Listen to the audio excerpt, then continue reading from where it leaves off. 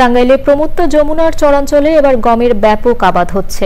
গত বছর যমুনা নদীতে জেগে ওঠা চরগুলোতে কৃষক সামান্য পরিচর্যা করে গমের আবাদ করছেন। গমের ভালো ফলনে খুশি কৃষক। বিস্তারিত মুসলিম উদ্দিন আহমেদের রিপোর্টে। চলতি মৌসুমে টাঙ্গাইলে ৪,৫৫০ হেক্টর জমিতে গমের আবাদ হয়েছে। এর মধ্যে জেলার চরগুলোতেই আবাদ বেশি। বিশেষ করে প্রমত্ত যমুনার বুকে জেগে ওঠা চরগুলোতে প্রতি বছরই পলিমাটি জমার কারণে ফলন ভালো হয়।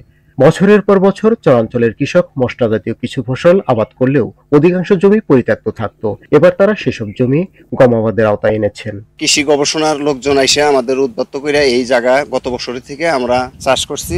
বাড়ি গম 33, এই বছর যে আমরা দিছি অনেক দানা ভালো হয়েছে, ফলন ভালো হয়েছে।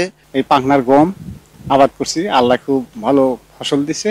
পতিত ছিল, এবার আমরা নতুন ফসল করছি, ইনশাল্লাহ গমরার খুব ভালো লাভবান আমরা মোটামুটি ভালোই হচ্ছে। বাংলাদেশ কৃষি গবেষণা ইনস্টিটিউটের সরজমিন গবেষণা বিভাগ কৃষকদের উদ্বুদ্ধ করার পাশাপাশি তথ্য ও প্রযুক্তিগত সহায়তা দিচ্ছে। পার্টনার প্রকল্পের আওতায় চরাঞ্চলের অনাবাদী জমিতে এবছর আমরা বাড়ি গম 33-এর পরীক্ষামূলক আবাদ শুরু করেছি।